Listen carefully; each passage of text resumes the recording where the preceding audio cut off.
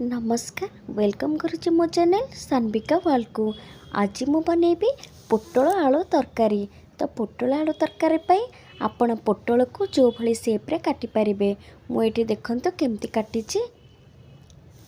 एठी मु पोटल को आलू भल भाबरे धोई देइची। एबे गोटे करेई रे मु सोरिष तेल पके सेथिरे पोटल एवं आलू को पके सेथिरे लूण एवं हलदी दे आगे पोटल आलू को भल भाबरे भाजी दबा। पोटल खाइबा को प्राय पिला माने पसंद करंतिनी, सेथिपाई पोटल रे विभिन्न प्रकार माँ माने रेसिपी करंती। आज जोटा मु करूची पूरा मांस भलिया लागिबो पोटल आलू झोल। तो एबे मु लूण एवं हलदी पके पोटल को भल भाबरे भाजी देबी। पोटल को टिके तेल रे भल भाबरे भाजी देबे द्वारा कि तार कंचा अंशटा मरीजिबो। एटी देखंतु मोर पोटल आ आलूटा भल भाबरे भाजी सारछि। एबे झोल पाई मु एटी कटा हेतिबा पियाज, कटा हेतिबा टमाटो एवं अदा रसुणर पेस्ट नेइछि। एबे जो करेई रे मु पोटल आलू को भल भाबरे भाजी थिली से करेई रे मु अल्प सोरिष तेल दे सेतिरे तेजपत्र, सुखिला लंका पके तापरे मु काटिथिबा पियाज को सेतिरे पकेइबी।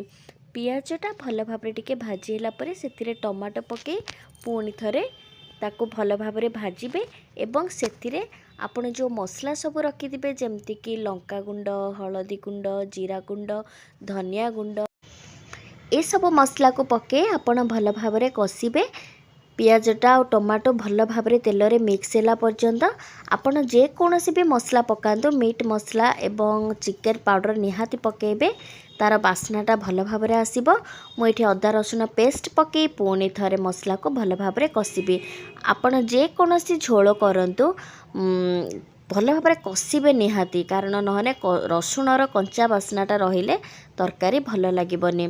एठी देखंतु मु पूरा मसला को भल भाबरे कसी देइची। एबे मोरो पूरा पूरी मसला बनिकी रेडी हो जाइची। मो आलू पोटल भाजिला परे मो आलूटा टिके टिके कंचा रही जाइतिला, सेतिपाई मसला सहित मुझे आगे सिझिबा पई आलूटा पकई देइथिली। एबे आलू भी मध्य मोर भल भाबरे सिझी जाइछि एवं आलू भितर मध्य मोर मसला भल भाबरे हो जाइछि। एबे मो भाजिकी रखिथिबा पोटल को मध्य सेतिरे पकेइबी एवं पुणी थरे मसला सहित मो आलू पोटल को भल भाबरे कसिबी।